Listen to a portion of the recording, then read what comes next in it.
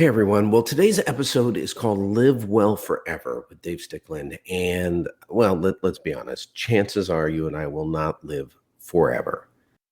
But what's your health plan to be healthy and active well into 70s, 80s, even 90s? Now, if you're 50 now and I will be 52 in a few months, that's 40 more years of living. And will you spend those years living, truly living, or just being alive?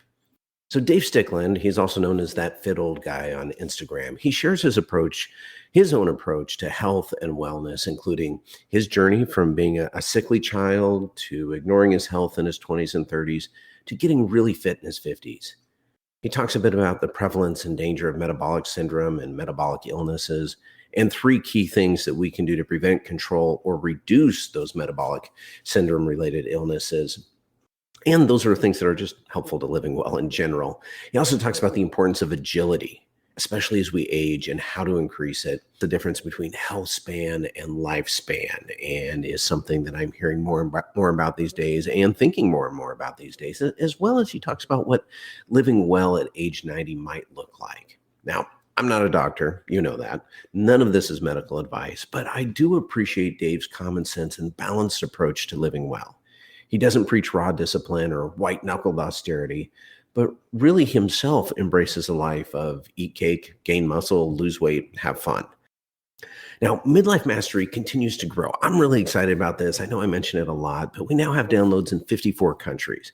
And the top 10 countries include some of the ones you would expect and maybe some that you wouldn't. We've got the US, Canada, Mexico, United Kingdom, Australia, New Zealand, as well as India, South Africa, France, and Malta.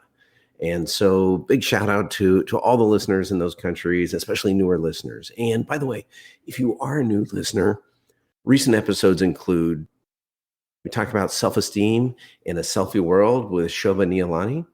We talk about focusing on your wellness for a great midlife with Dave Conley. James Burbidge talked about pursuing your dreams in midlife. And Laura Friedman Williams talked about midlife reinvention after a marriage ends. So if you're ready to play bigger in midlife, let's get started. All right. So Dave, you are known as that fit old guy on Instagram, and excited to have you on. Reach out. You have kind of a unique approach. So one, your tagline seems to be live well forever, which is a beautiful concept. And you also had a post a while back that it catches the eye. It was eat cake, gain muscle, lose weight, and have fun. And, that seems like a wonderful philosophy. I know you're also involved in healthcare. Your dad, you're a CrossFitter. You also mentioned you're a humanist. So that covers a lot of ground in there. But so much I want to talk about. But I guess first off, what's your journey been? So, how old are you right now? And have you always been in such good shape? Because I know the listeners can't see you, but you are in phenomenal shape. So, oh, bless you. That's very kind of you. Yeah, I'm about to turn 60. And no, I've been a very poorly boy. I was born with chronic asthma. So I spent a lot of my childhood in an oxygen tent, having suppositories shoved where they shouldn't be shoved, having injection and adrenaline and stuff. And I guess I followed that up pretty quickly with a fairly abusive college and 20s period, like a lot of kids. You spend too much time on the booze and stuff like that. So I didn't do myself any favors, if I'm honest, Brock. And then when my first kid was born, Ben, when I was 35, I guess I started doing kind of things that blokes do in Lycra, the running and the cycling and that sort of stuff. So I think I'm informed by the pain and the illness I had in my early years because I've experienced it. I feel almost privileged because I know that I've got to work hard not to experience it again, if that makes sense. Absolutely. So, I think a lot of us go through the decade, perhaps don't take the right lifestyle choices necessarily. And then by the time we're 50, 55, we've got a shock that we're starting to get metabolic illnesses. And it's kind of a reactive, you're then reactive to it, aren't you? Rather than trying to keep illness at bay.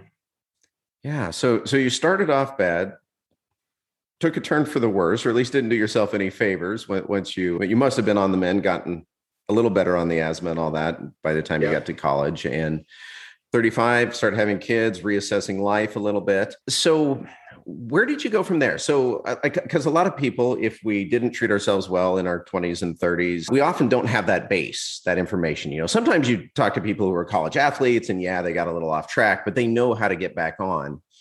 And it sounds like you were more just kind of, I don't know, I don't want to put words in your mouth, but making it up as you go. You know, you hit 35, you start getting a little more active. And so what's been the journey from 35 to 60? Yeah, so I think like a lot of people in their 30s, 40s, maybe listening to this, it's a kind of the period in your life where you're blocked by kids, aren't you? You're blocked by kids, mortgage, work, possibly aging parents. So you're pincered for both ends of life with young children and older parents, mortgages and work and stuff. So I guess I tried to fit into that. And, you know, even when I was 35, and let's face it, that's 25 years ago, the health and fitness industry wasn't nearly as well formed. We were in what I would call the cardio phase, where everybody thought the answer to life was to be aerobic, wasn't it? You know, and you either did step, you did the Reebok step, or you did a cardio exercise. Boys got on bikes, or they ran, you know, and that was what was around at the time. So I started jogging and running, and that made me feel much better. And I gave up smoking at about 35 as well.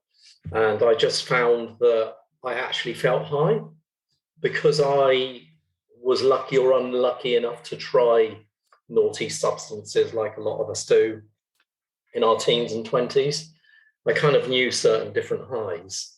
And when I discovered the high of the endorphin, it just really suited me. And I felt high a lot in a really nice way. And I just thought, well, actually, I know it sounds corny, but it felt like the best drug ever. And then I was lucky enough one day I think I'd had enough of the whole men in lycra thing, the whole running, cycling thing. I realized it wasn't right, you know, because I think, you know, it's not right. It's fantastic for people and it's great for mental health as well. So I don't want to diss it, but also, you know, when you're in these cardio modes, you're burning muscle often as well. So I wanted to find something else.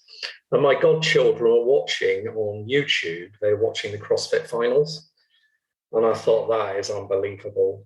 I think you said you had watched it, didn't you? Or you were inspired by it? Yeah, well, a previous guest, Lori Masheshnik has medaled at the CrossFit Games. And so, it's amazing stuff. Yeah. And I thought, oh my God, I wish I'd done that, you know, because when I was young, I always wanted to be a Marine, right? I thought, yeah, that looks wicked. But I was never going to be able to do it with asthma. It just wasn't a world open to me.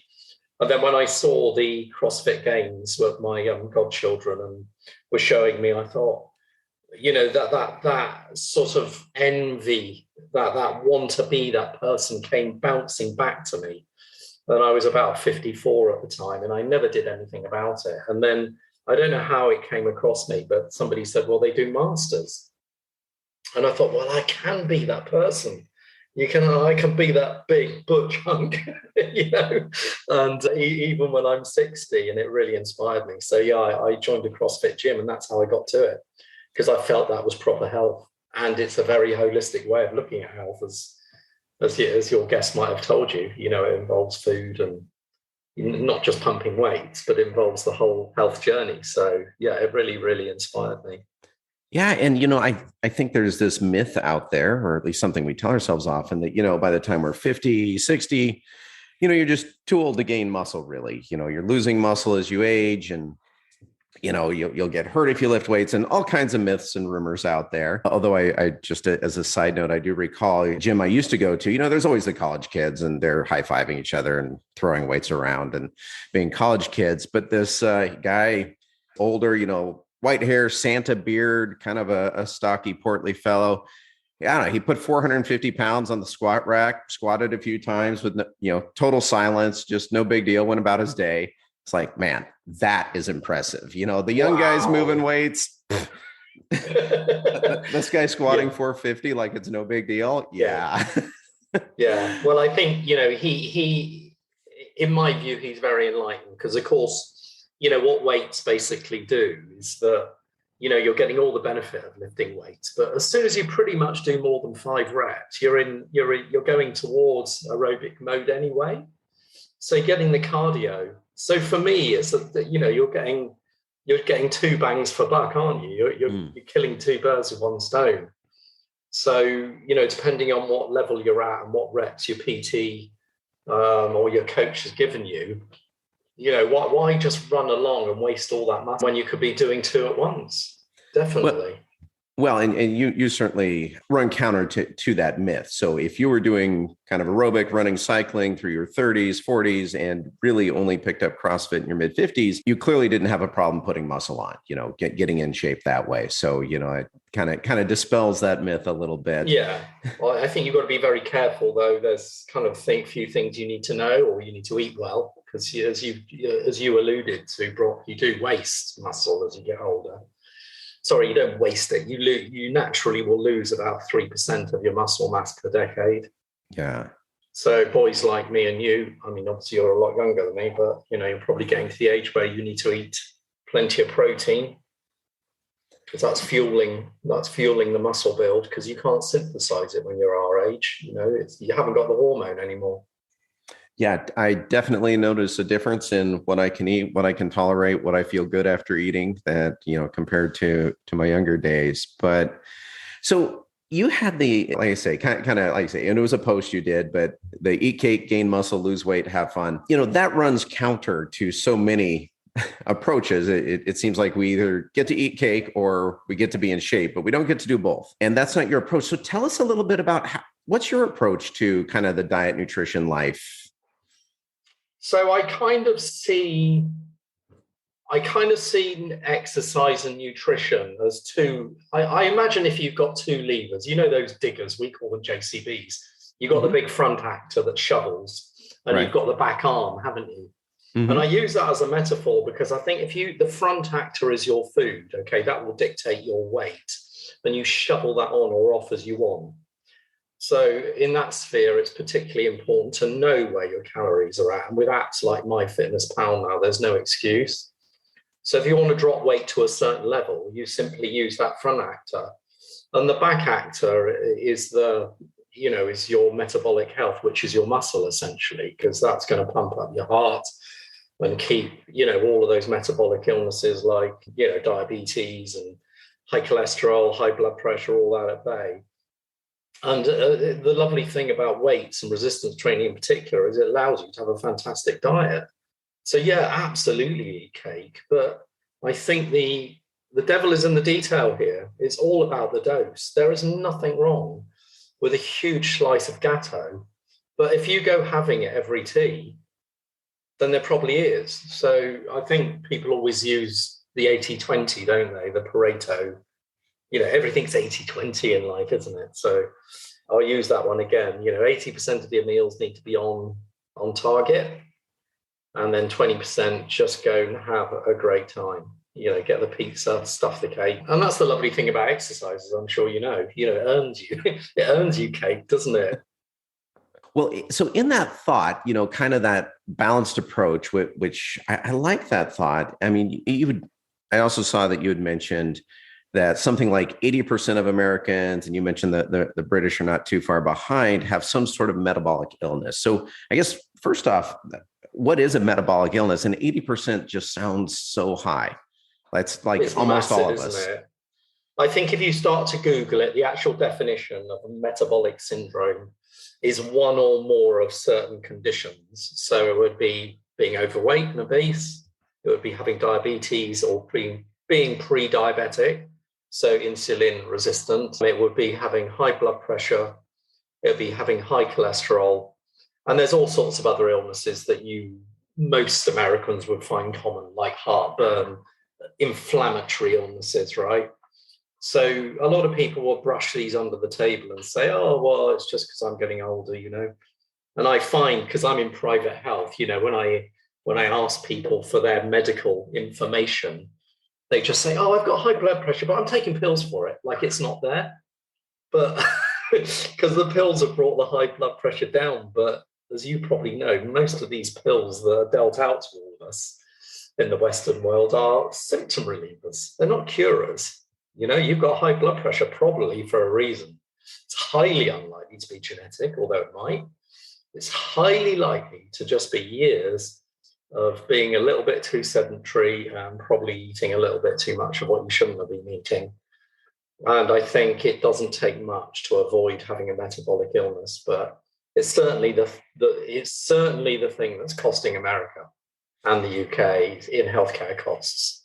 Well, you mentioned it, and it is interesting. It has become so commonplace that it is kind of no big deal. Like, of course, you have high blood pressure. Like, everyone has high blood pressure, right? And, that's just kind of, it's not an odd thing. In fact, it's more odd probably to think about, hey, it might be more natural to not have high blood pressure or any of those metabolic symptoms that you mentioned. And it has become so commonplace that I guess it maybe it doesn't get much thought. But what are some ways that you have the tagline, live well forever. So what are some ways that we can, take control of that without having to go to pharmaceuticals or more extreme solutions? There's probably three, we were talking about everybody likes a silver bullet. They want a magic recipe for staying well. And they want a prescription. I don't mean as in a medical prescription, but they want a prescription for life. And I actually put a post out in the last 2 weeks. I put a carousel out just to say, look, here are the three things you have to do, right? So I put it in black and white to provoke people to disagree. And these are the three things you need to have to do. You need to get your heart rate to beat at more than 60% of its max for at least 20 minutes a day or 2.5 hours a week. If you don't know what your maximum heart rate is, it's simply the number 220 less your age. So I'm 60, so my maximum heartbeat is 160. So for me to fulfill this need, I need to hit 100 beats a minute for at least 20 minutes a day. That is number one. Your heart is a muscle. Just like your bicep, it needs to be pumped. Number two, sleep, which actually should come first because it's the most important. It's the base of your whole life. There's a very famous book circulating, I think it's an American, Matthew Walker, Why We Sleep. If you haven't come across it, I strongly recommend a read because he can say tenfold what I can, but you do need 7.5 hours sleep a night. And if you're not getting it, then that must be your first stop to your health journey. And number three is food. You alluded to the fact that there's just so much information out there about food and so much rubbish talked about it. And there's too many people worrying about whether they have oat milk or soya milk in coffee and whether they're having enough blueberries. But the brutal honesty is that it's only calorie balance and the proportion of protein in your diet that's really going to make any difference to you. Those are the things. Those are my three things. Anything else is, by all means do them, but they are down the line. Well, and I appreciate that approach because a lot of people kind of go to this is it, nothing else matters, everything else is detrimental versus these are the most important. And yeah, other stuff matters too, but get these nailed first. Yeah, they're baseline. I think sleep is problematic for people because, there are people that have got mental health issues, people that have pretty rough upbringings, and all that will interfere with their sleep. And they all have, when people are tired, their hormones get out of balance, and that can encourage greater eating, which, has self-esteem issues, which goes on to stress. So it gets very complicated, doesn't it?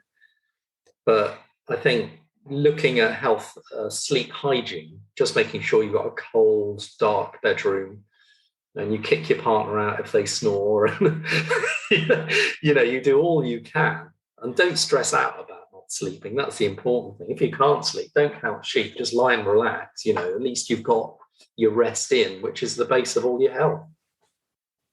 It's interesting to me how much more I'm hearing about sleep these days. And I don't know if it's more out in mainstream society or just I'm talking to people like you who are really focused on fitness.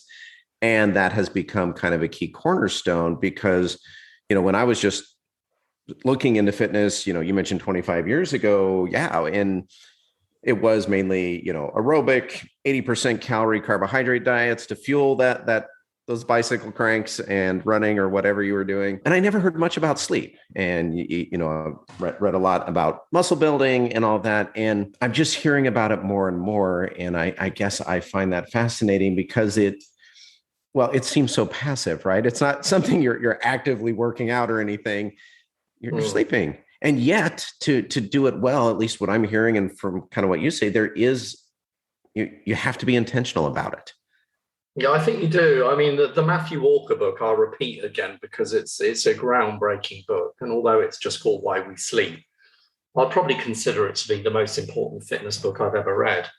And, he says it's much better than me. But the bottom line is if you miss roughly an hour in a night, it's the equivalent of eating another 400 calories the next day of food because your body wants to compensate. It knows it's tired and it's saying, fuel me up, ready for the day. And so, yeah, it's definitely the base. In fact, whilst we're on the conversation of CrossFit, we've got quite a famous coach in the industry called Ben Bergeron.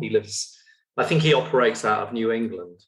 And he was asked once, he said, would you rather your athletes did an extra hour in the gym a day or had an extra hour of sleep? And he didn't even have to think about it. He said, just give them sleep, sleep, sleep, sleep.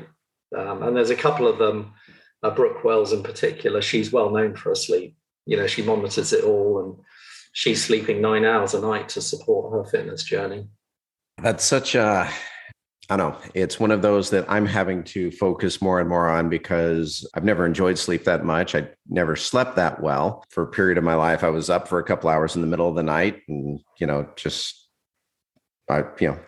functioning off six or so hours of sleep. And yet kind of the older I get and the more I focus on getting more the more benefits from it I'm seeing and appreciating. So it's good news. Yeah. I mean, just trying that sleep hygiene, the different things to kind of ensure the best sleep I can get for whatever sleep I'm getting. And it's just, like I say, it's something I've only been hearing about very recently, past couple of years or so, but I'm hearing about it from a lot of different people. Yeah. And it's the first thing in my life, and I power nap as well. I've slept in the day every day since I was 18 years old. I mean, I can do that just for 8 minutes, mind. I just set my iPhone, for 20 minutes. That's enough for me to go down, be under for about 8 minutes. Then I wake up and jump up. So I don't feel, all grouchy and dizzy afterwards. I'm just up and gone again. In fact, I think Thomas Edison did a ton of power naps. That's how. Yeah, that's right. And Churchill. Churchill was a big after lunch sleeper. Winston Churchill. Yeah. Well, so those three things we all need to do. So once we kind of dial in our caloric balance, our sleep, make sure we're getting our heart rate up. What are some of the details that are then worth paying attention to kind of beyond those? I would say, I have my own little pyramid. Yeah, I don't know whether any of you remember Maslow's triangle, which we all learned at school, which was where the human needed shelter and food first. And then you went up this pyramid, didn't you? And at the top was altruism. My base is sleep, and it's followed up by body composition. So I use the word composition rather than weight, okay? Because it's more important that we know we've got the right muscle and fat mass than we've just got plain weight. And then third on my pyramid, and to answer your question, is mobility and flexibility. Because being brutal, when you're 90, you need to be able to lower yourself onto a toilet, right? And not only that, you need to throw the grandchildren in the air. You want to maybe help your son and daughter load the sofa, the settee onto a lorry. And, to do any exercise with weights, you need the mobility. And you talked about squatting earlier, your fella that can squat 480. Well, the first thing he needs to be able to do is get his hip joint below his knee joint into a full squat. And that is an amazing compound movement, the squat. And it's frightening the amount of people that I meet, even in their 30s, that can't do a full air squat, let alone load it with weight.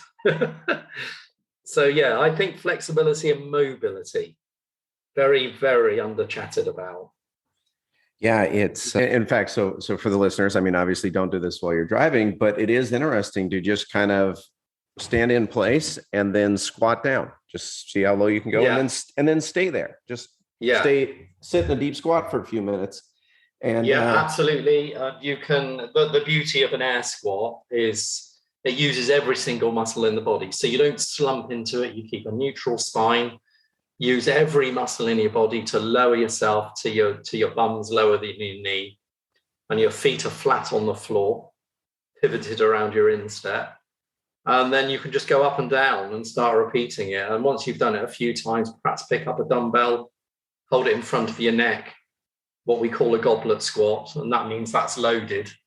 And then maybe once you've done that, you can hold a broomstick above your head, and a bit like a snatch, you just hold the broomstick above your head and then lower yourself into a squat that way. So that there are loads of variations. And that's what we would call a compound movement, because it compounds thousands of muscles in the body. And that's why people love the deadlift as well, which is, I think, what we all know. The deadlift is what Eddie Hall and all the world's strongmen lift. You're lifting as much weight as you can off the ground and then putting it straight back down, but you're utilizing so many muscles. So compound lifting is probably the next thing after mobility and flexibility.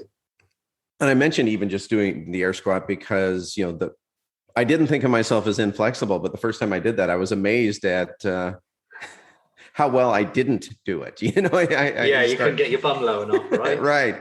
right. So focusing on just doing that a little bit. As they say in America, get your ass to the grass, or That's something right. like that, isn't it? Yep. Yeah. Yep. Yeah.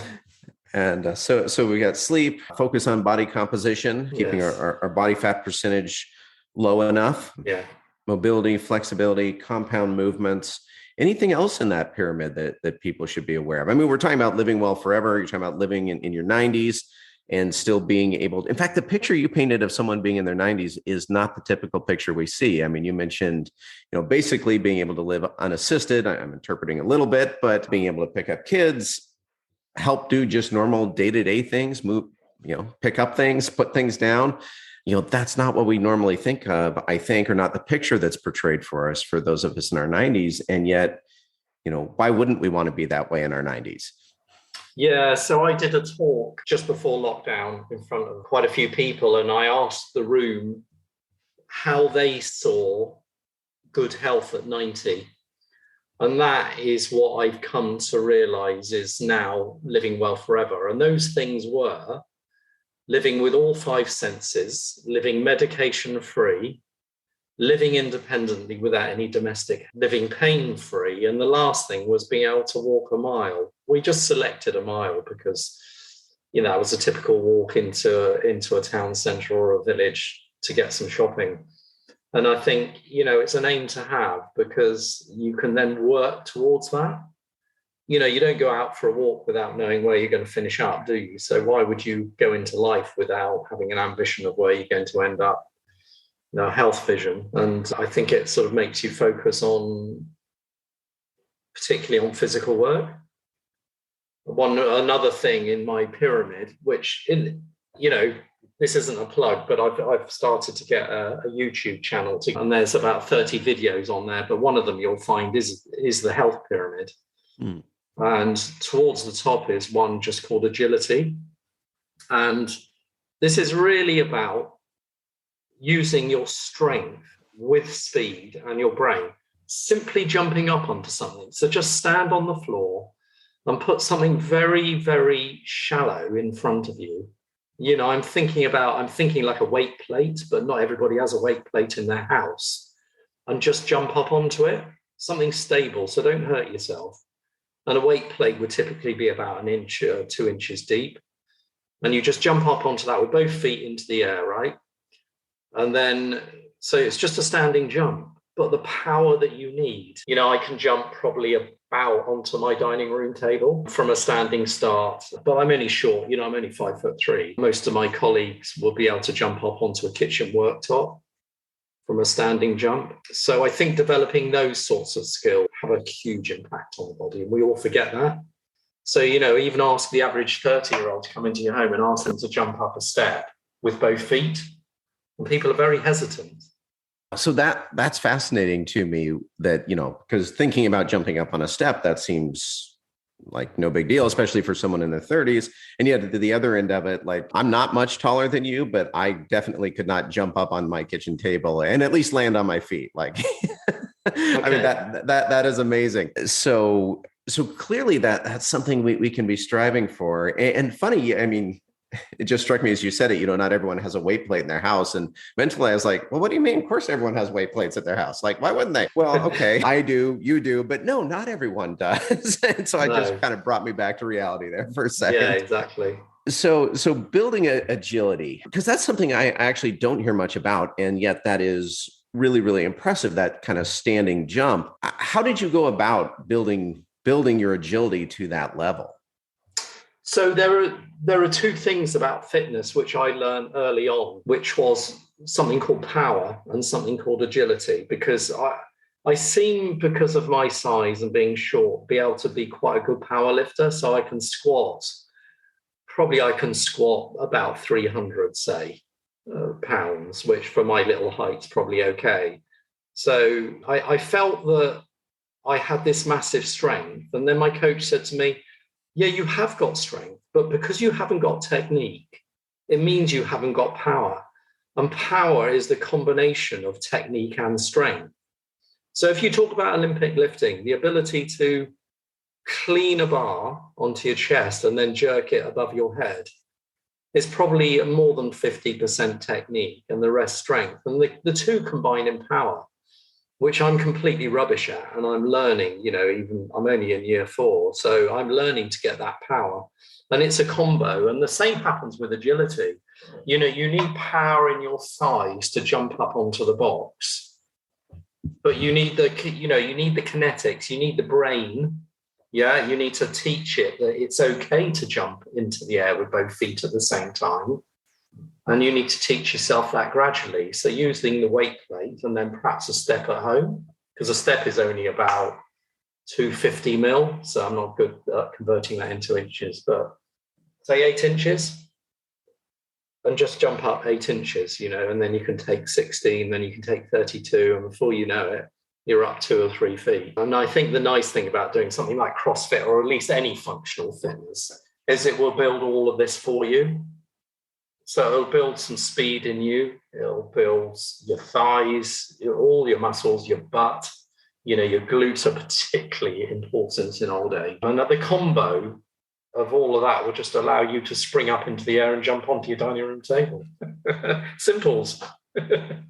So what inspired you to start sharing all this on Instagram and YouTube and all those places? Because you're sharing more than just your own fitness journey. I mean, you're sharing a lot of great ideas and a lot of principles to help others. Yeah, so I do private healthcare in the UK, which is a bit different to the American health system. You probably know that we've got a free health system in the UK. So we look after our whole population through the national health system. But there's a huge but with a capital B, U, and T. That gets blocked, can be underfunded, there can be huge queues. So I provide private healthcare insurance through, my company is one of the big 5 in the UK. And I just looked at my customers and I thought, you know what? I love my customers. I love my job, but I'm the sort of businessman that never ever wants to see my customers, because if I do, it means they're ill. And so I thought, well, actually, what can I do to prevent them being ill? And I thought, well, I've been so ill myself, and I have found that I can correct it. And all my metrics are saying the same to me as well. So, I love you guys over there because you're so good at that side of things. Like you talk about taking your bloods like it's normal. A Brit wouldn't do that. They'd be considered neurotic. So that's what I love about your country. You can be very much more advanced than us. And so I sort of took that on board.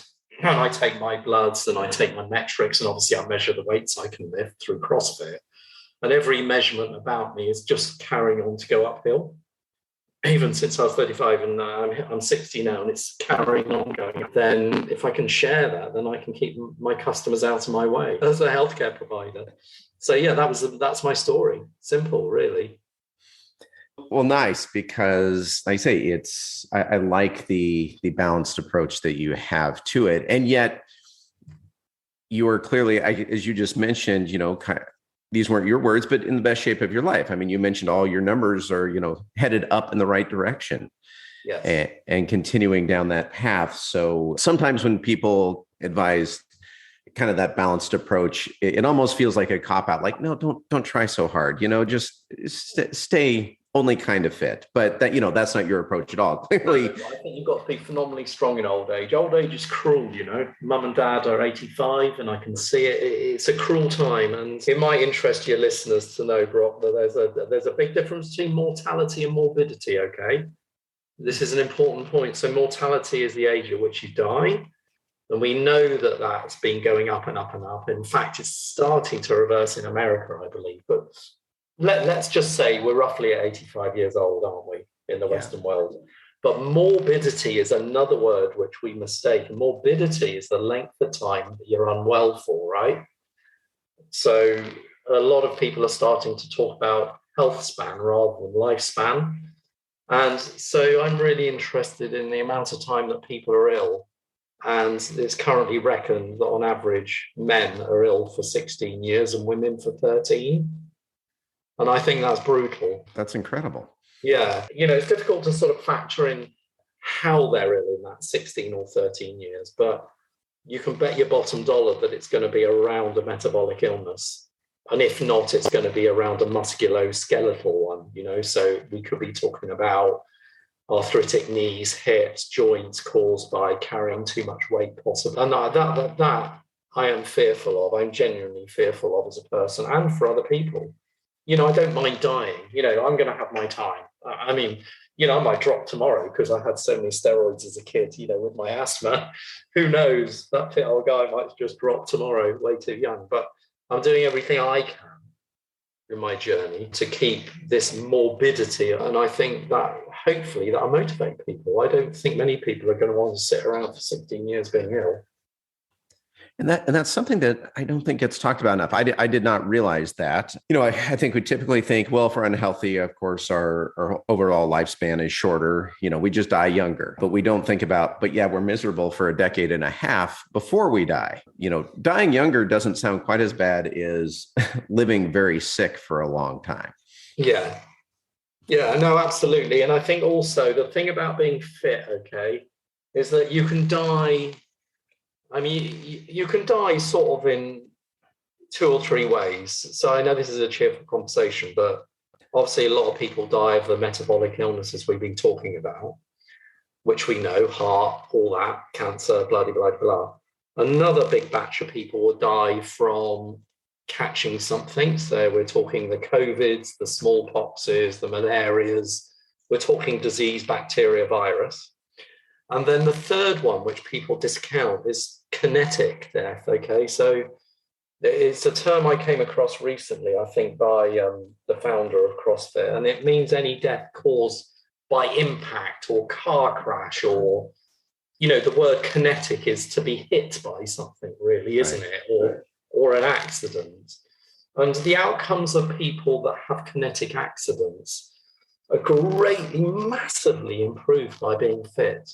Massively, because if you're hit with anything, whether you trip over, playing sport, you're in a car crash, whatever the kinetic incident is that gets so many of us, your chances of repair by being strong are phenomenally improved. So the whole idea of being fit and well will impact all sorts of outcomes, not just keeping heart disease at bay. I was unaware of that. Yeah, I mean, Mum's a good example, actually. She had a terrible fall in July. She's 85, remember? So she fell over trying to take a step, which her muscles wouldn't let her do. Snapped her hip, which is generally a death sentence, probably at 85, isn't it? Blood everywhere. Horrible, horrible. But lo and behold, we're about, 4 months down the line, 5 months? She's managed to get back upstairs to her bedroom. She's walking without a stick. And they basically said to her, look, Judy, you were in such good condition because she did Pilates and various things that you've repaired well, and muscle mass. I'll keep coming back to this, but muscle mass is where it's at. Yeah. Because muscle mass will, you don't need to be, I can't remember the American expression for being whatever, hench we call it in the UK. Built. Is that what you call it? Yeah, close enough. Stacked, yeah, you don't have to be stacked, but you need to have, the human body has 40 to 70% of its mass as muscle. 40% in people that are probably a bit sedentary, and 70% of those that are well stacked. So, it's your life. It's the thing that's going to carry you through. And it's also the thing that's going to generate metabolic wellness as well, because it's, stimulating hormones, blood circulation, everything. It's the most underrated organ there is. Well, it's not an organ, it's a system, isn't it? So muscle up is my big takeaway. Excellent. Well, when we think about living well forever and connecting that to the muscle up piece in ways that I hadn't even thought about, hadn't realized, and certainly add some importance, some priority to being in good shape and getting in shape and staying in shape, and not just the aerobic, but also the muscles as well. Well, any final thoughts before we wrap up here, Dave? Any last words of advice? Where can people find you? You mentioned a YouTube channel. I know on Instagram. Where can people find you? Yeah, so I've got compliance issues because I do private healthcare as well. So on Facebook, I'm just Dave Stickland. So my full name is Dave Stickland, Stickland, but I'm That Fit Old Guy on Instagram, and I'm That Fit Old Guy on YouTube as well. And I've been only going out for about a year now, so I'm still getting my pace up and my advice and the quality of my content. But there's quite a bit out there now. I try and keep it simple, and I hope to get more and more professional. I don't do it for money. I earn a living from my private healthcare insurance, so it's a work. It's a work in progress, and I'm backing that fit old guy up with professional qualifications. I've just booked to become a CrossFit coach. And on the back of that, I will also do the nutrition qualification as well. And, I hope that'll add to the credibility, because people like a qualification, don't they? Yeah, absolutely. Yeah. And there's so much noise out there right now that I think we look to that as at least one way of filtering noise, although it doesn't always, but it certainly helps. Yeah. I think the health and fitness industry is difficult. It's divided up in so many pieces that you couldn't possibly have all the qualifications anyway. You've got nutrition qualifications, medical qualifications, physio qualifications. So nobody you listen to anywhere, whether on the internet, social media, or the press, is going to have all of the expertise you necessarily want. You just got to find the sources that you find the most credible, really.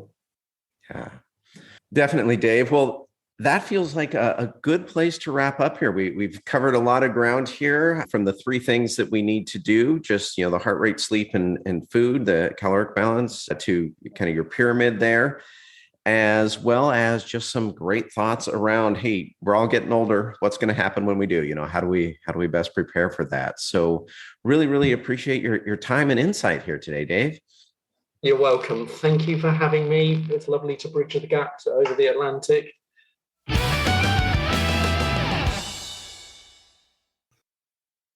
Hey, thanks for listening today. And can I ask a quick favor of you?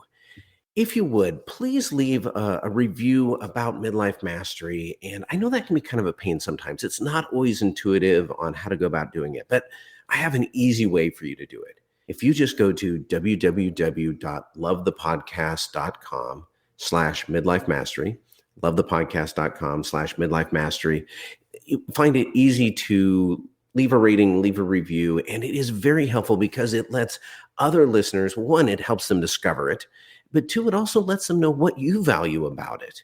And I guess three, it helps me know what you value about it. And so that I can do more of that, make sure I'm providing content that really resonates for you and really works helping you create a phenomenal midlife. And I want to share just one review really quick. And it was actually about the episode with Laura Friedman Williams, which I had mentioned earlier in this episode as one of the recent ones. And it just says simply, wow, episode number 38 was an eye-opener. I just finished episode number 38 with Laura Friedman Williams. Such a great episode. And with about 17 minutes left, Laura describes probably one of the best exclamations of how a marriage can slowly disintegrate and finally dissolve in the empty nest. I think it's a wake-up call for anyone who wants to stay married. Great work. Well, that's from I Do Part 2. And so thank you. Thank you for leaving a review. Glad you enjoyed the episode and glad you found it helpful, insightful, and something that really resonated for you. And so please, I ask if you wouldn't mind, just leave a quick review, and of course share episodes with other people that you think would really value and benefit from what you just heard. Anyway, enough about that. I'll let you get to your day because I'm excited to get this day started.